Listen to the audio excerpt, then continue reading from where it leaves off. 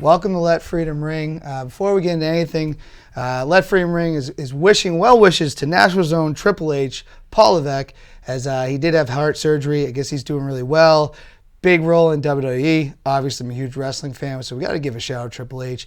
We got security here. We're keeping Soapy pre-op out. He's a coward anyways. I don't think he's ever going to show back up again now that we have, security. But hopefully we can meet face-to-face eventually. But my guest this week is Ryan Mailhiot. Did I say it right? Yes, you did. All right, nailed it. Yes. Ryan, welcome to the show. Thank you. Thanks for having me. Yeah. Thanks for asking me to be on. Yeah, absolute Appreciate pleasure that. to have you. So where are you from? Where'd you grow up? So I'm from, I was born in Manchester, Elliott Hospital. Grew up there until I was about 4 years old. Moved to Merrimack not too long after that, and basically grew up in Merrimack. Went to the Merrimack school systems. Nice. Went there through the middle school. Merrimack did not have hockey at the high school level.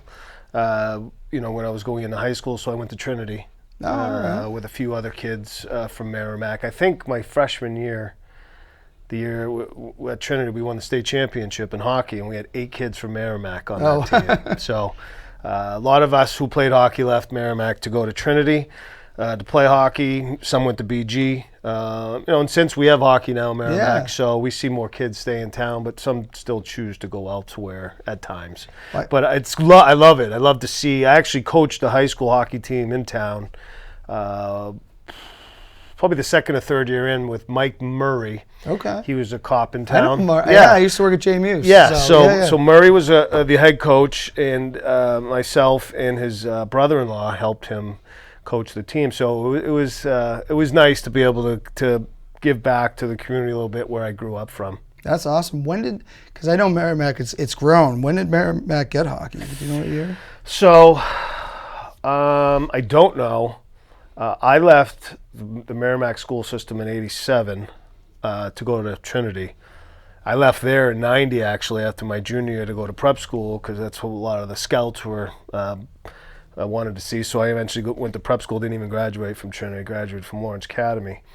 I want to say that, mid-90s, mid to late 90s, because I think I helped him around 2001, 2002, 2003 maybe, 2 years. I'd have to check my resume. I think I have it on there. But I want to say like mid to late 90s they started. And within the first few years, I think myself, he had done it for a year or two, I think, before we helped, or maybe at least a year. He continued to do it after. It was just, it was tough to do. My schedule changed. I became a cop in town. I was doing my master's program, so it got a little crazy. So I couldn't do it anymore. But I was thankful to be able to help out. Mike's a great friend, so it was. It's funny because I'm playing against kids now at the Merrimack League. Jimmy O'Connor, who runs the league, who I actually coached in high school. Oh, that's awesome. Yeah, it's pretty neat. Do you know Rob Kelleher too? Oh yeah, Robbie. Yeah, I knew because when I was at JMU. Yes, too, yeah. Good friend of mine. Yeah. Great guy. Great guy. Yeah. Great guy. Good ball player. Good family man. Robbie's a good guy too. So yeah. No, that's awesome because they were big. JMU, we didn't have to call the police all that much. Right. But when we did, those were our 2 guys. Right. What are 3 things that everybody should know about you? I'll stick to kind of the softball scene more than anything. Is that I just want people to know that I understand. To a certain extent, there are customers. I need to provide a product that is a good product for them to play, and I care about that. I want them to know I care about that. It's a lot of work. I make mistakes sometimes. I've been doing it. This is my 25th year. Oh, wow. 25 years. 97 was my first year. Okay. I was a local, just a men's director. Yeah. I know we're going to get into that later, how do I get started. 25 years, and I've made my mistakes, but I care about it. I care about our association. I care about the sport. I care about the product that, I try to provide for the players. We don't have the best facilities, but, I do the best I can with what we have. And I want people out there, softball players to know that I care about the sport, and I care about them and as a customer, and I try to provide the best, we can. Other than that, personally, I'm a husband. I'm a father to my daughter, who I love very much. She's a sophomore at University of Southern Maine. Yeah, I see the pictures a lot. Yep. Playing softball. She's just an amazing person. I feel like with her, I've gotten at least one thing right in life. It's dean student, and playing in a competitive program with softball. So I'm proud of her. That's awesome. So I think personally, I care about softball. I'm a family man. I'm married. I have a wife and a beautiful daughter, and I have my some struggles day to day with my own mental health stuff. I think we all do at certain times. We've talked about that on the show extensively. Yeah. So, it's, we all have our issues. And in today's world, too, with the pandemic and everything, it's made, I think, it twofold for a lot of people. And so, some may feel like I'm not approachable at times. I know I can have my rough days, but I care in general, and I would do anything to help anybody. Yeah, no, I think you do a great job. I've always found you approachable. So, but everybody, I try. Some days are, sometimes it's just. Or you got 1,000 things going on. Yeah, it's a lot. It's a lot sometimes. But I know that I don't even are happy sometimes with my own. I have a lot of expectations for myself. So, I know when I could have done better, or I should have done better, and I try to do better. Yeah. And I'm always open to advice on how we can do things better. Yeah, no, I like that. A good answer. Now, sticking with the theme of the show, which is Let Freedom Ring, and we get a lot of different answers on this question. I think it's a really important question. Yeah. What does it mean to you to be an American? That's a huge, important question. I take a lot of pride in this country, seeing everything that's gone on over the last month or two in Afghanistan. It's, for me, I'm driving my daughter to college to go to school. I can't imagine what it's like for a parent to drive their kid to the airport knowing that they're going to be part of the military and have to deal with what we see on TV. It's amazing. Those people are true heroes and what they do, not athletes and so forth, but people that defend our country and our freedom. I feel very fortunate to be an American and to grow up in this country. And it's just a lot of pride, I think. I just have a lot of pride in being American. And I think part of that is what you do is you try to give back when you can. Yeah. Whether it's to individuals or organizations or just your time financially. I think that's important to be a good American. But I take a lot of pride in that, and I'm very thankful for our military and the families that allow their family members to defend our country.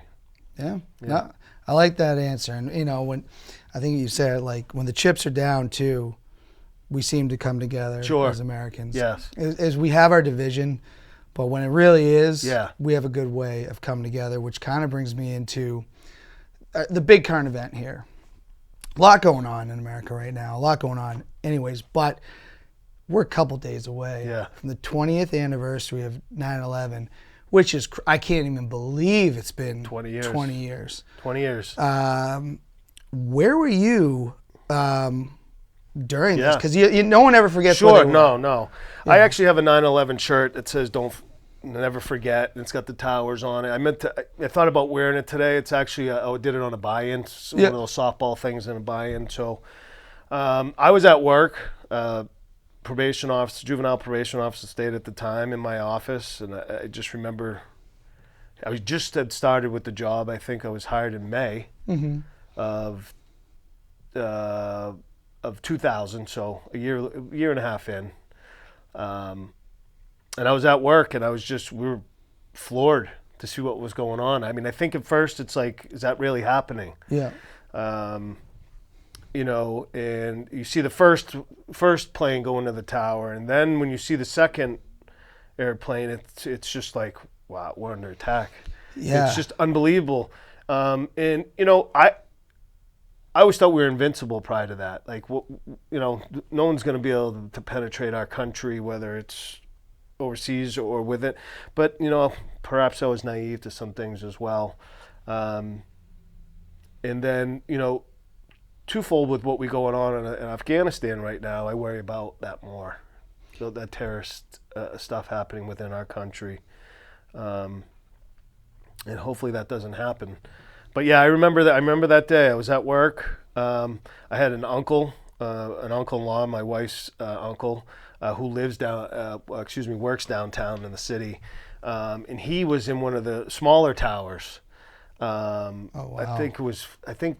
I forgive me, but I forget the numbers of the towers that went down. Then there's a smaller one. I think it was 5, and he was inside, and he had to go outside, and he was covered in all the soot and everything, and walked home from like he had to walk home. He actually walked real far. I even want to say maybe all the way home. At some point, he may have gotten picked up. I don't know remember the full story, but yeah, to hear him talk about it. I didn't have anybody close to me that I knew that was in the tower, thankfully. But, you know, for all those families out there that had to deal with that and still do, I'm very sorry for that. And, you know, hopefully nothing like that happens again to our country. But I do worry about what's going on in Afghanistan, that something like that may happen again. I mean, it's crazy because we've been there for, you know, in Afghanistan for 20. I mean, it's like 20 years really went by. Yeah. But, you know, for me personally, I was in high school still, and I didn't really understand what the World Trade Center was at that point. I think I kind of knew because they had tried to do something to it in '94. Yeah. And you had the Biggie song "Blow Up Like the World," and I didn't understand what he was even talking about. Right. So when the first one hit, we were all sitting there, we're kids, going, "Oh, what an idiot!" Yeah. And then when the second one hit, we went, "Well, that's not a mistake." Right. Right. What's going on? And, thinking the first one was some. We just thought it was some idiot. Sure. We didn't see we hadn't seen a picture yet. Right. Video, movies, news, anything. Nothing. Yeah. And our principal at the time would not allow teachers to put on the TVs. He was very strict on that, which they did not listen. Sure. Because this was something we never thought would happen. World event here. Personally, as a kid, I used to watch 2020, like weekly. Yeah. And I was like, it's got to be that son of a bitch Bin Laden. Yeah. Because I knew who he was. Sure. And I was like, this is the only thing that can make sense. Yeah. Who else could pull something like he was a known terrorist. Sure. You know, so it was the most. You know, I don't even put COVID up there with how COVID has stunk. Sure. It's been terrible, but I don't put it as surreal as 9/11. Different dynamic for sure. With COVID, it gets a little tricky because where did it originate from and who did it? I mean, is that a form of terrorism if we believe of what happened in China? But it didn't start our own land. It wasn't like, you know, something happened to us directly. Yeah. The world is dealing with COVID. We had to deal with 9/11 directly. You know, and I thought our response was good. I think we had to be that way. I think Bush at the time was the president and had to answer like he did. He brought the country together. Absolutely. Sure he did. He did a great job of that. And do I think we needed to be in there for 20 years? Probably not. I'm not going to sit here to claim I would know anything about how to handle any of that with all the intelligence that they get and information. But it's sad to have to be in another country as long as we were. And I think the harder part of it all is to see what it's come to in the last 2 weeks. It didn't take long. All our efforts, all those military people that have been there in their home and now feeling like, and they talk about it. You see them talk about it on the news. That feel like that what they did for the last 20 years doesn't mean as much anymore. Yeah, and that's sad. It's very crazy to see. And I mean, this has been going on for 20 years. Yeah. I will applaud, you know, because I think President Bush could have gone down as one of the greatest presidents of all time. Obviously, the rest of it, he kind of got us involved with some other stuff that dragged on. But George Bush brought the country together. Absolutely. He really did. I mean, he was perfect in that role. And the other thing that he really stood against was, don't blame Muslim Americans. No. Don't blame Middle Eastern Americans. Right. They're Americans too. Correct. And I remember being like, wow. Yeah. Wow. Yeah, between that, I think he stood up right away and he was forceful with his talk. You know what I mean? He meant like what he was saying he meant it. between the ball games and throwing out first pitches and the fire department in New York and so forth, you're right. I think he did a good job of trying to bring the country together and indicating that we're not going to just sit by and let this happen to us. Yeah. Without action. Yeah, no, I agree. And you need that. The country always needs that strong leadership. Sure. And he did show that. Right. All right, well, let's get into, because you got a big role in softball, really big role. We talk about softball on the show a lot. You were the USSSA New Hampshire director. Yes. Okay, I never even thought about this. Do we know why we call it nickname UTRIP? So I'll get into a few things. So I started in 97. Yeah. We used to, and USSSA used to, at that point, stood for United States Slow Pitch Softball Association when I first started in 97. In 2003, I became the official state director. I was started as the men's director, and in 2003, when Jimmy Allen moved on, I became the state director. Okay. We never really had any men's tournaments around at that point, so I helped with that program, and then we got some things going. And it's built from there. But we started, USSSA initially stood for United States Slow Pitch Softball Association. We call it UTRIP for the U, and then the 3 S's. Okay, that makes sense. So UTRIP, LSA, instead of saying the whole thing out, we say UTRIP. Now, at some point, I can't remember the year, we changed over from USSSA, meaning Slow Pitch Softball Association, to Specialty Sports Association. Okay. Because we got into other sports other than softball. Okay. We now do fast pitch. We have modified. We have kickball. We have golf. Oh, wow. Yeah, we have a lot of different sports that we're into. Taekwondo. Oh, my goodness. Yeah. Okay. Basketball. So we're into a lot of sports now. So we changed the name, kept the acronym, and wanted to keep the acronym. So we figured out a name that with the acronym to Specialty Sports Association instead of Slow Pitch Softball. So that's how that started. I can't remember the year. I started in 97, became a state director in 2003. I want to say somewhere between 03 and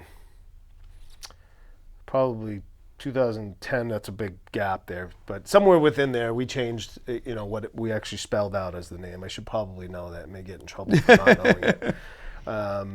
So that's how that all started. And it's built from there. We had a lot of men's, like I said, at the time, but not a lot of men's softball tournaments. We were mostly league-based. Yeah. When I started in 97, the state director at that time was Mike Lindsay, who lived in town, has since moved to Florida. When he left, Jimmy Allen took over, who grew up in Merrimack as well. I think you probably know Jimmy Allen. Probably, a lot of people out there will know Jimmy Allen. He was a great mentor to me. I actually spoke on his behalf when he was inducted in the New England USSSA Hall of Fame. Oh, wow.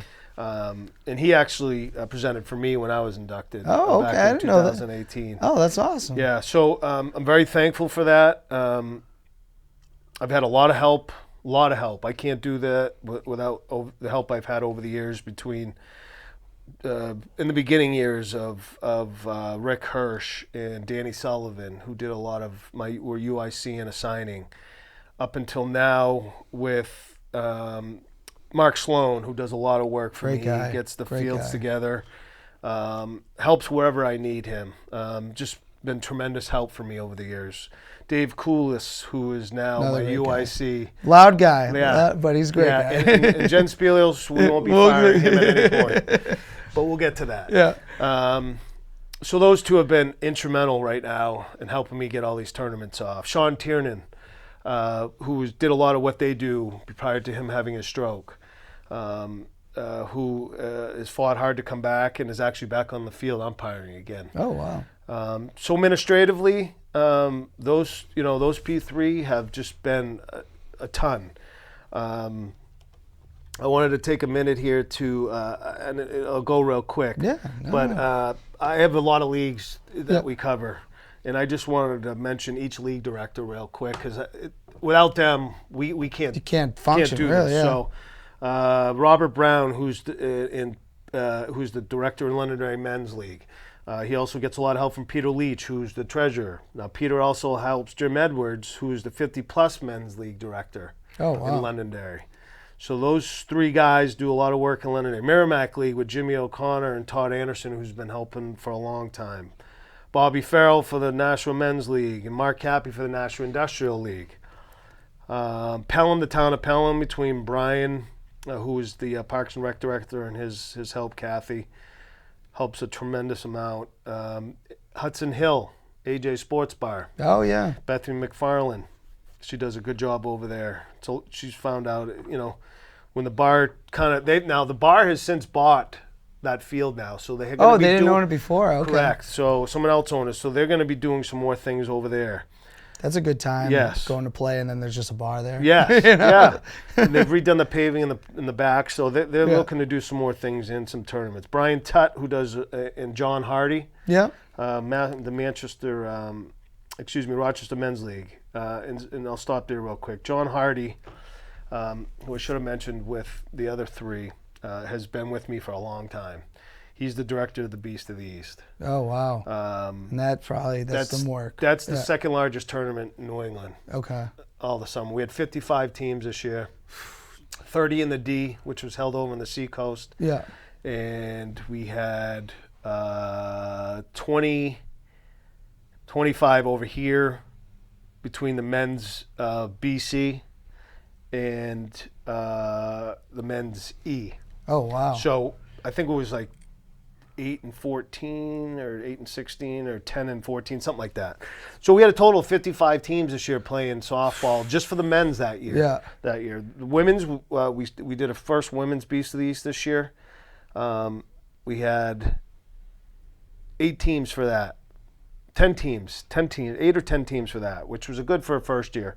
And we did a mixed Beast of the East for the first time this year, and we had 22 teams for that. So huge shout out to John Hardy, who started this tournament, or the name of that tournament, and the men's tournament years ago in a different association, and approached me about turning it over to UTRIP. And ever since then, it's been a huge success. So huge shout out to John Hardy, Beast of the East director, and who also is the Rochester Men's League director with Brian Tutt. Londonderry Mixed League, San Chow runs the Londonderry Mixed League over there. He gets a lot of help to do that. Who else do we have here? Nashua Sunday Mixed League, Max. Yeah, Max. Yeah, Max does a good job. He gets some help from Sandy, who's the treasurer over there. There's talk of me taking it next year. Oh, is there? Yeah. Okay, I know there was some talk about that. He had mentioned he wants someone else to help or take. You'd be perfect for that. Yeah, so, me and Sandy are going to meet after the season. I'd love to have you. I'd love to hear that.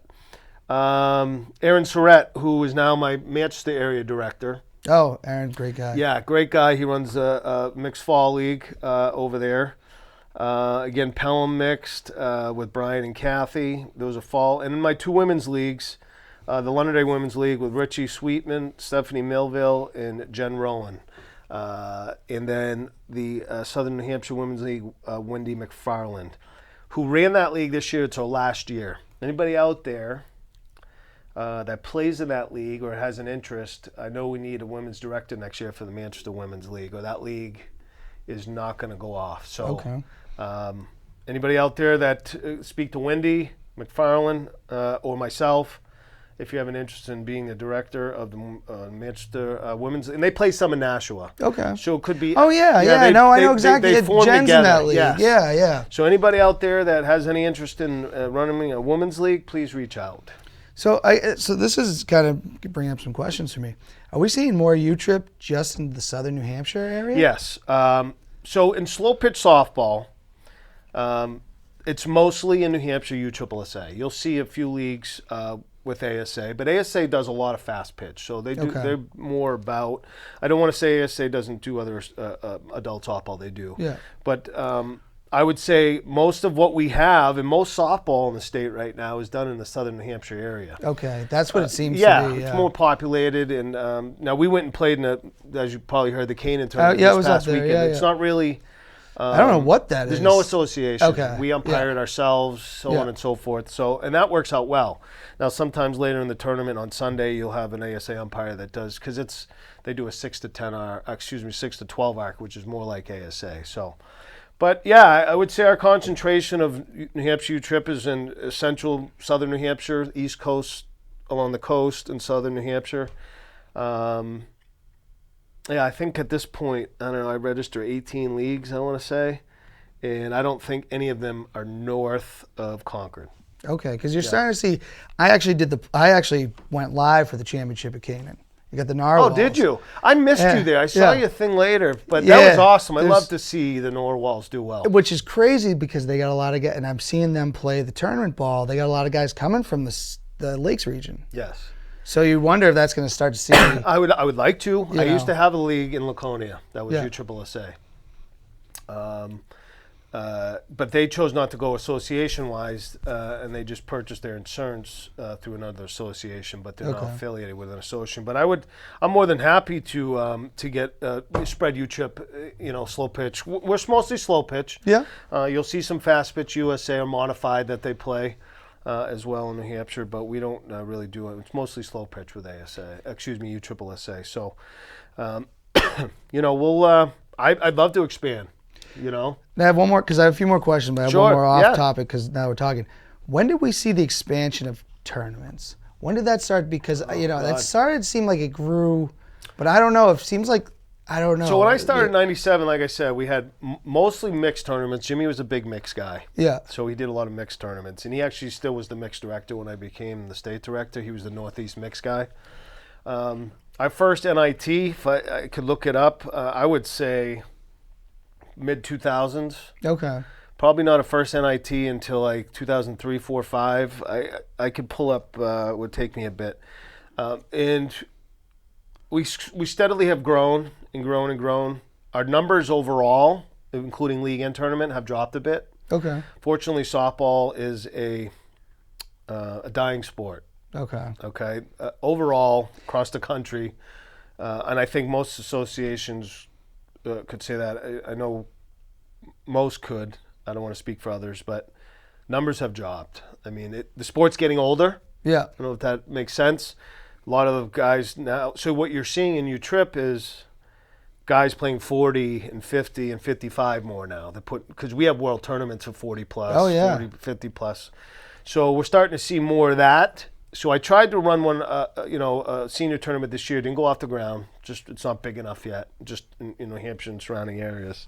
But we have teams that go down and play in Connecticut. This past weekend had a senior kind of regional tournament. I think they had 8 to 10 teams. Okay. And they have the world tournament. So sometimes teams just form to go to worlds because we don't have enough to do just local tournaments yet. But I think you're going to see that become even bigger at a certain point. But this past year was unbelievable.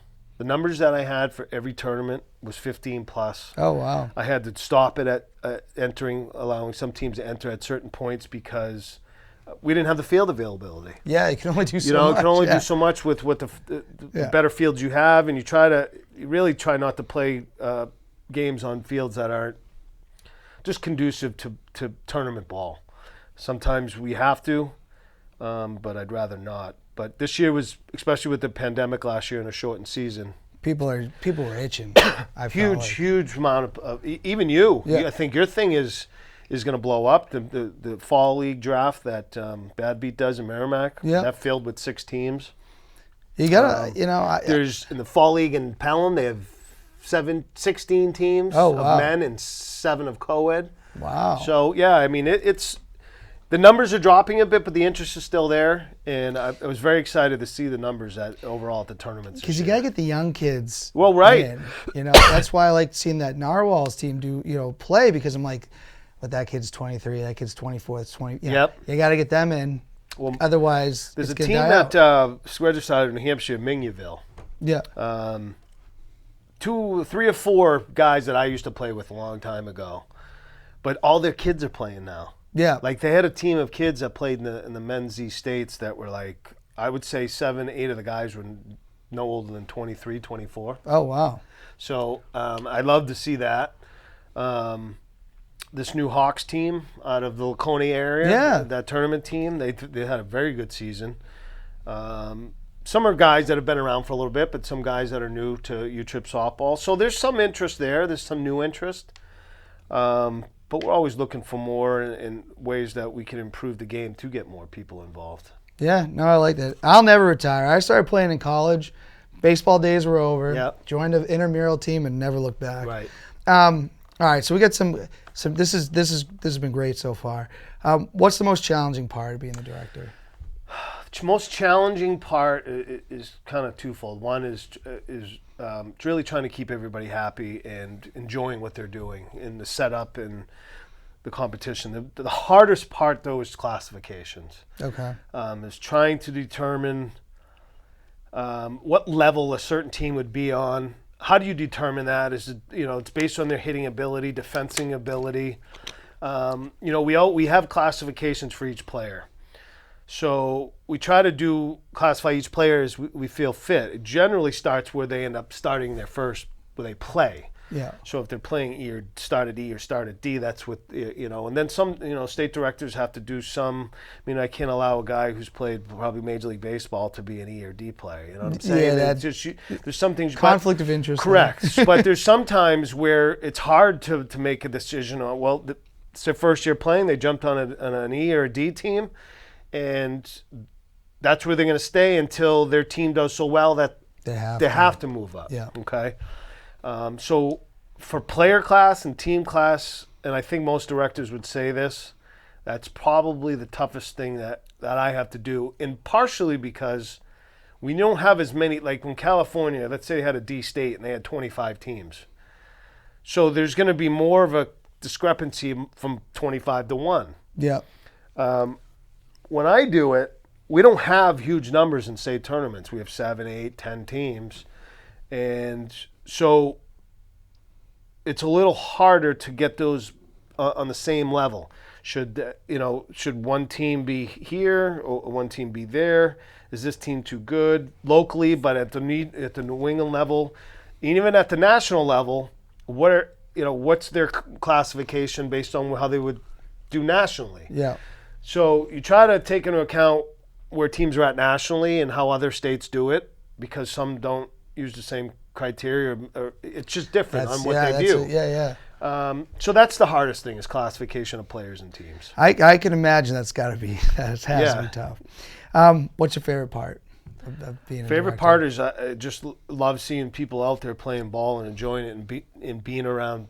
I've made so many friends through softball, teammates, umpires, other directors. So I think it's the relationships that you build and the people that you get to know. And it lasts a lifetime. I mean, some of my best friends are people I met through the game of softball. I 100% agree with that. That's why I never want to really leave. Right. It's not even. I don't care if I'm a base coach. I like being around. Yes. Just want to talk about this briefly, and we're not going to use names or anything like that.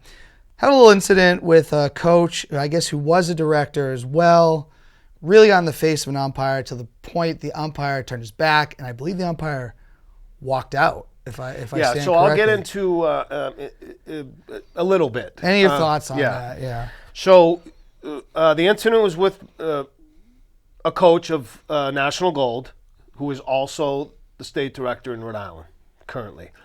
I didn't see the incidents that led up to the coach in Rhode Island state director to act as he did on the field. I don't know. I've heard some stuff about some of his calls, so on and so forth. It's hard.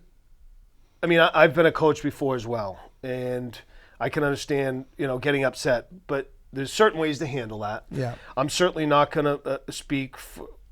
Just understand we're talking about this internally. We're making some decisions internally that I can't speak about right now, and what may happen or may not happen. My feeling is, and again, it's hard for me to really discuss it, is it's difficult as a director to get involved with teams and act like that. Yeah. Okay. Again, I don't know how bad the umpire was. I've taken some advice or got some feedback from some players. I think the bottom line is it could have been handled a little differently.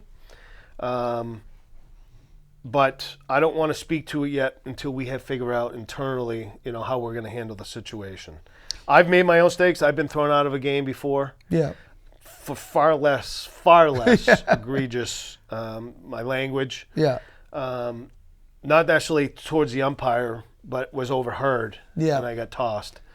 And you have to just walk at that point. You just have to. I understand. What I will say to it is I understand as a director or as an umpire, we're held to a different standard. Yeah. When you choose to be involved administratively, whether it's a director or as an umpire, I think people always see you wearing the red. Yeah. For USSSA, that's our color. And we can't ever forget that. And I try to let my people remind my people of that. But again, I'm no saint. I've been tossed before. But I think you'll see some more stuff come out of this, and where I'll be able to talk about it more at that point. Just a random question. I don't know what UTRIP's rule is. Say he doesn't leave the field. Do the police now become involved? So I think that's one of the issues that I spoke with one of our other directors about was there security. I forget at the Plex whether they have security inside or not. If the umpire, if he did not leave the field and the game was not over, and the director had to come over to the field. I'm not really sure on everything how it went down. I saw the umpire left the field. I think he ended the game at that point. Yeah, because I think I saw the video looked like he was walking away. Right. So so at that point, he doesn't necessarily need to leave the field because the game was called. But if he stayed and the game wasn't called and the director had to come over and John Brandt was not unsuccessful to get him to leave, I'm sure he would have called the police at that point. Okay. I don't believe there's security within that facility. And there was a lot of people there that evening. It was the Men's D National, and there was, I think, 30-plus teams. Yeah. Maybe even more. I think we may have even had up to, I don't know, a lot of teams. Yeah. And when you have a lot of teams together at a facility like that where the fields are so close and you have some alcoholic consumption going on and people in the stands are barking at the umpire, he's getting more upset, than the coach thing.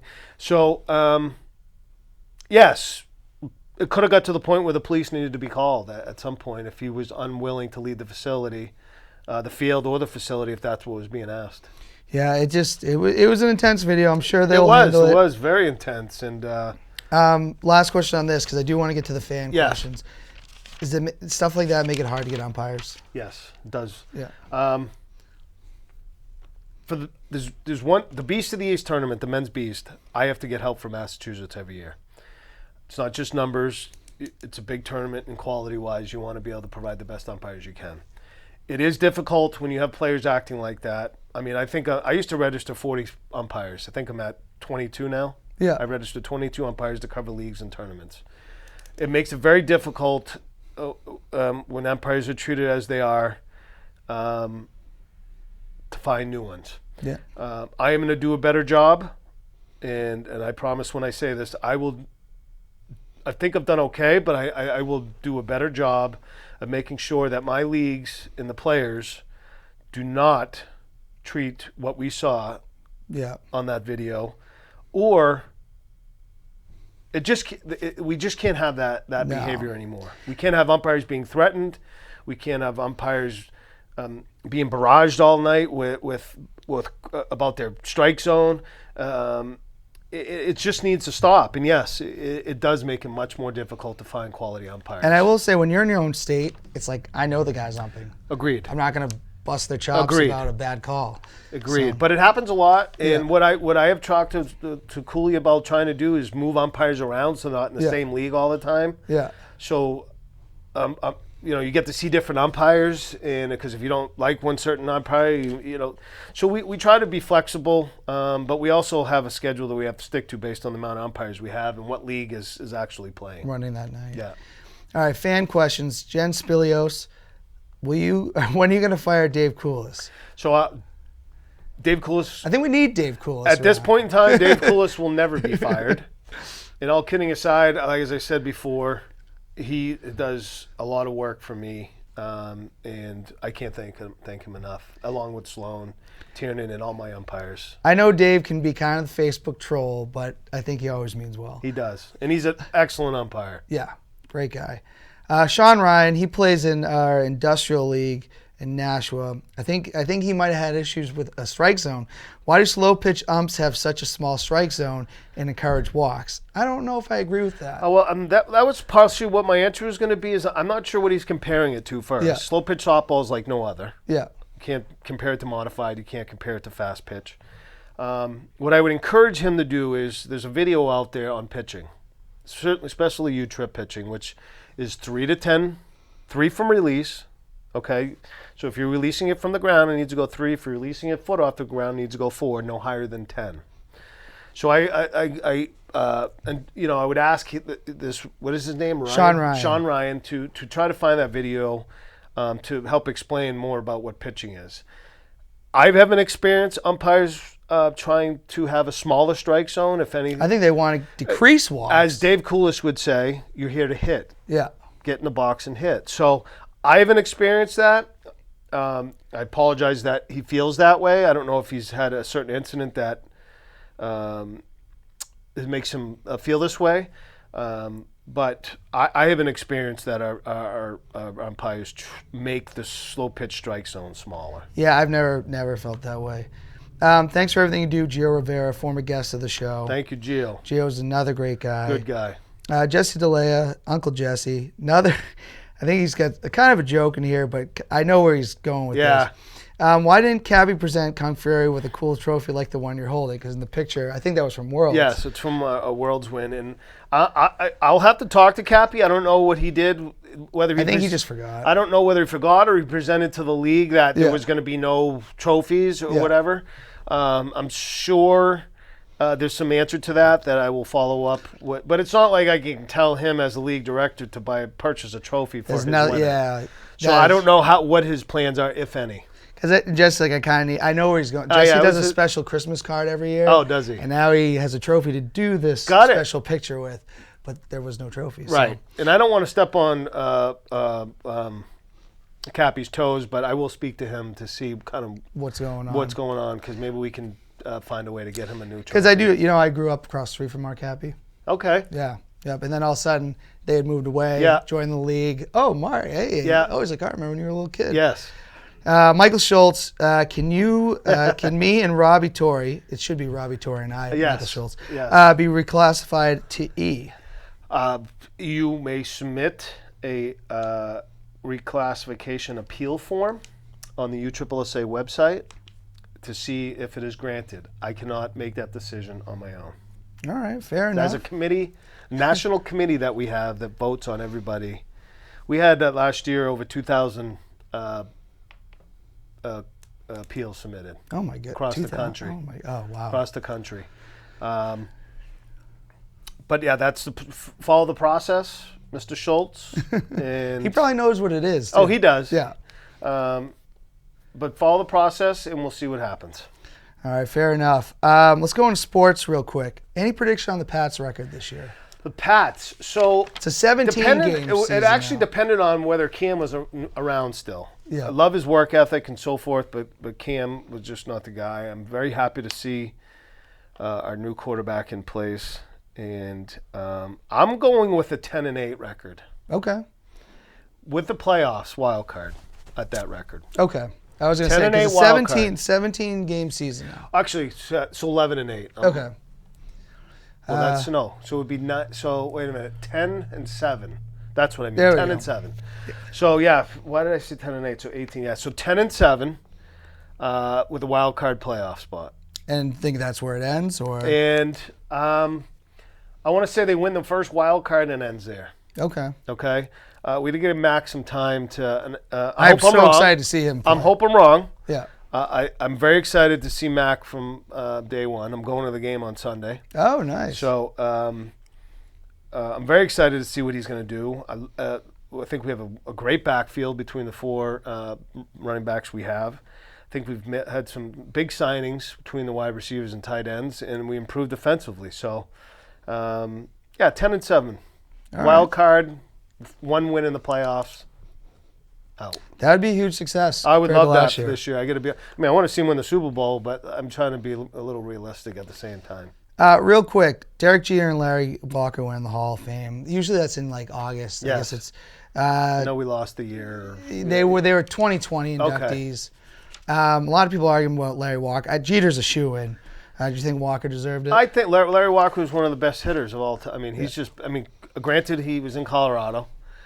Certainly, the thin air in Colorado. 97, the debate was either him or Gwynn was going to hit 400. Right. You know. So I think he belongs in there. Obviously, you're right. Derek Jeter's a shoo-in. He's a Yankee. So, but you love to see a guy like that. One of my all-time. Great I hate the Yankees, but yeah, Derek Jeter. But Walker, one of the greatest hitters that I think we've seen. Granted, he had the help of Colorado, but I think he belonged in there as well. I agree.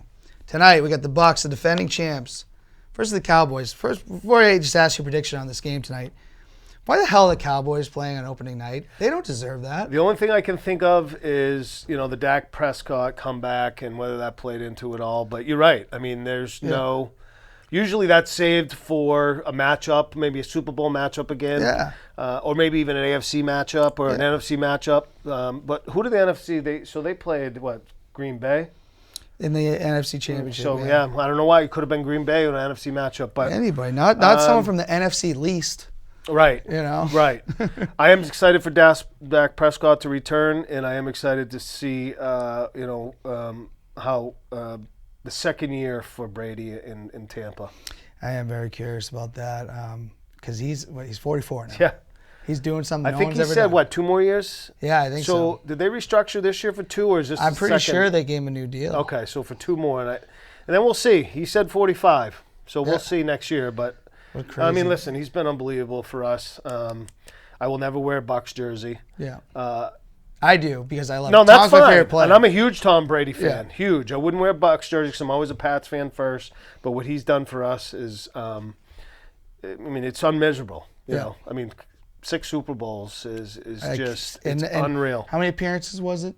9, 11. 10? Oh, it was 11? Maybe. He won 6. We lost to the Giants twice. So it's 9. And then we lost to the Eagles. So 9. 9. Yeah, 9. But AFC champs 11 times or something like that. It's crazy. He deserves everything that's coming to him, or everything he gets, all the accolades. Just a great guy. I have nothing bad to say about him. Other people who aren't New England fans, may have some things to say, but you can't knock for what he's done on the field. He's just been unreal. 100% agree. Going to pop culture real quick. Do you have a top 5 favorite movies? Gladiator, Youngblood.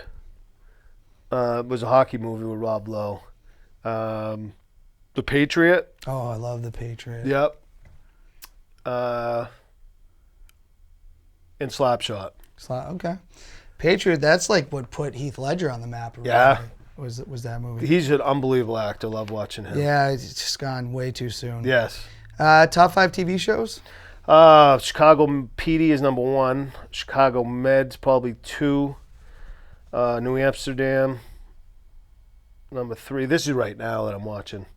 I was watching a couple others, Manifest, but that has been discontinued, although I'm being told it's being played on Netflix. They're picking up the last season. In sports.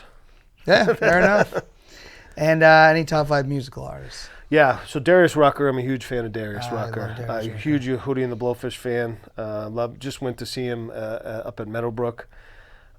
Dave Matthews, big Dave Matthews fan. Used to be a huge Matchbox 20 fan, but still, what's his name? Rob Thomas. Some of his stuff. A lot of country. So yeah, I'm not a huge music buff, but probably those guys and more country these days than anything. I mean, I started getting into country when I got to college. Yeah. I started listening to it all the time. Yeah, my daughter, she who's a college kid, they listen to some rap stuff and new pop stuff, but she loves country. Yeah. I don't think a lot of her. It's grown a lot. It has. It's not as twangy as it used to be. You know? Correct. There's a lot of meaning to the words in the songs, I think, to listen to, which I think is this is great. Yeah, there was a song about a guy being a stepdad. Yeah. And I was like, oh, and he's very what is that guy? It was just I forget it's his the name. new one he was on yesterday. It was playing and something, and was kind of a cool song. It is. I know a lot of guys that have been in that position. Stepdad, not his eyes or something, but still his son. Yeah. Yes. Let's get into blank versus blank. We've got some good ones here for you. Okay. You got to take one player. Who you taking? Derek Jeter, Alex Rodriguez? Derek Jeter. Fair. I think he did have the better attitude. Yeah, too. and it's just, overall, the big picture, just player, talent, person. Would you rather play in a league or just do tournaments? So you can only do one. You're either in a league or you're only playing tournaments. At this point? Yeah. I play in a 15-over league now on Sundays in Haverhill, and that's been a lot of fun. Yeah. Different talent level.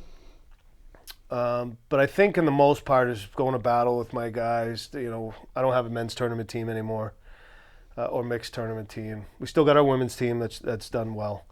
But I think on a tournament, on a weekend, to go to battle with your guys, when you're playing 20, 30 teams and you do well, top 3 kind of thing, even top 5, it's pretty satisfying. It's tough to beat. Yeah. But I will say, as I've gotten older, and especially with this 50-plus team, I've had more fun. It's more relaxed, a little less competitive, and you just go out there and have fun. Have fun. Yeah. Who would you take as a hitter, Pete Rose or Tony Gwynn? As a hitter alone, I know one has a record, but without the record at all, with Pete Rose.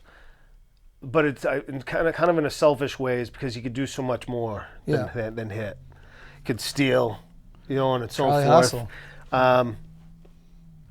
I think if you're putting some of these guys in the Hall of Fame that we know that did steroids, then he belongs in there as well. I agree. It's a tough. The guy was, just an probably top 3, if not the best hitter of all time. You're missing a piece of history if you absolutely always stick with that. Someone's talked about a hall where it's like a different hall with guys that cheated, whether it's steroids or guys like Pete Rose, where it's another wing saying with asterisk. But I don't know. You're right. I think we're missing a piece of history without Pete in there. Yeah, because you know what? It's going to mean something in 50 Absolutely. years when we're all gone. So, Hulk Hogan or The Rock?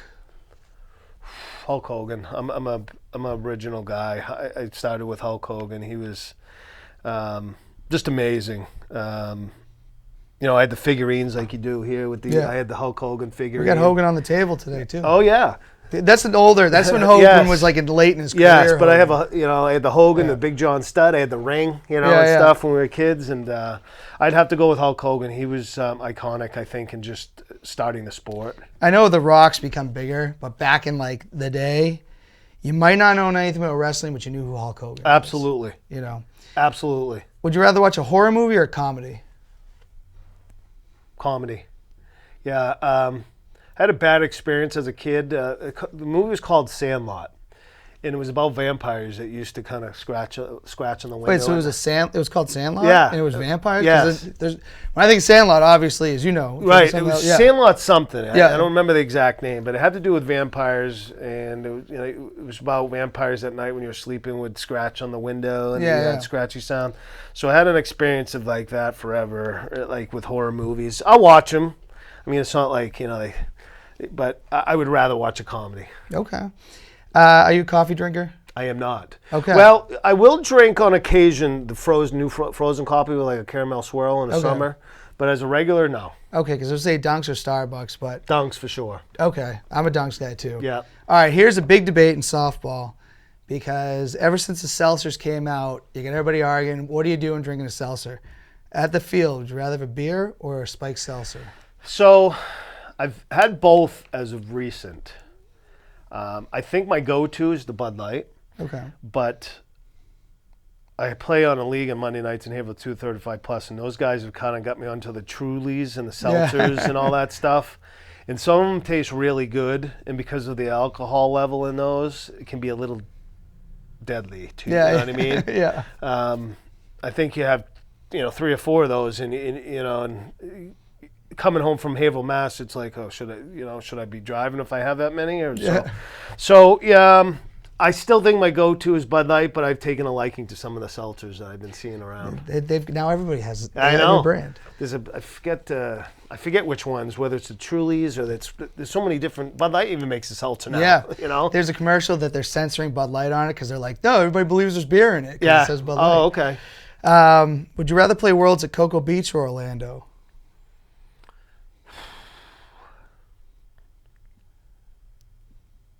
I'm going to refrain from answering that one. Okay. Because my answer could get me in trouble. Oh, okay. With national office. Gotcha. So, listen, it was great to play at Disney because you had the theme parks and so on and so forth. The facility was beautiful. I enjoyed it. Cocoa Beach, it's our own facility. So that's a different aspect of it alone that I actually enjoy. But the housing on that area, we're still working on more housing. So what you'll do is you'll tend to see teams stay still in the Disney area and drive to Cocoa Beach for their games. Oh, wow. So, vicinity-wise, I think obviously over by Disney at the stadium there had other perks. But I'm thankful that we're an association that has our own facility that can house world tournaments with the amount of teams that we have. Okay. Housing we're working on to be better in Cocoa Beach, which will make it better. It'll get there. All right, toughest question in blank versus blank. Okay. This is the big one. Can only keep one. Okay. Dave Coulis or Mark Sloan? Oh, God. Wow. We don't put your feet to the fire here, but Holy. This is the toughest question in blank versus blank. Two of the top umpires in the area. Well, you can be diplomatic with it, too. I will keep Sloan as my assistant state UIC. My assistant director, and Dave Coulis as my state UIC. How's that? All right, fair enough. They each have their own responsibilities. Yeah. One does more than the other. Cooley does a lot of assigning for my leagues. And Mark is a workhorse as an umpire and helps me, with field prep and Mark is still playing. He plays a lot. So, although Cooley is now talking about getting into playing again. He used to play a lot before he had his kids and so forth. I think he's talked about some of playing again. He's playing in the Bad Beat Fall League. Oh, okay. He's on a roster. But yeah, Mark still plays a lot. But he does, between helping me do field preparation, and he just helping be at the field if I can't be there, which happens sometimes. He's the go-to man when I'm not there, as far as the teams. And then, like I said, Dave does a lot of assigning from my tournaments and leagues. So both of them I couldn't get one. Very valuable. Yes, one has. I need them both. All right. I need them both. Answer. All right, well, Ryan, I really appreciate you coming out. I'd love to have you back again. Absolutely, would love to. Some tournaments coming up around the corner. We got Mixed D States Sunday, Mixed E States next Saturday. On the 18th, we got Wally's Worlds over in Rochester. And the 25th, we have another tournament in Rochester and three big tournaments in October with Dave Coulis's Kobe. The Women's Oktoberfest and the Men's Oktoberfest. And these are a lot of the fundraisers are coming up, yes. which is how we give back. Correct. Now, last piece. I had a tournament. Can we have time? 1 minute? Justin, we got time? 1 minute. 1 minute. We had a tournament Saturday that was doing for Chris Russin's brother who passed away. Oh. We were going to raise some money. That tournament had to be canceled. I tried too quick to get something going off the ground. I am going to still making a donation from Sunday's tournament to his wife and kids. Use some of that and what we can get from the other tournaments coming up, and I'm still going to make a donation to his family. It's very tragic. Chris was on the golf course with his brother. I wasn't aware. Chris, great guy. Yeah, great guy. Huge supporter of UTRIP and a longtime friend. So thank you, and thanks for having me. All right, thanks for coming on, Ryan. Well, everybody, have a great week, except for Soapy Pre-Op. You're a coward. You're afraid of security. You're afraid of me. That's fine. But until next week, let freedom ring. Thank you.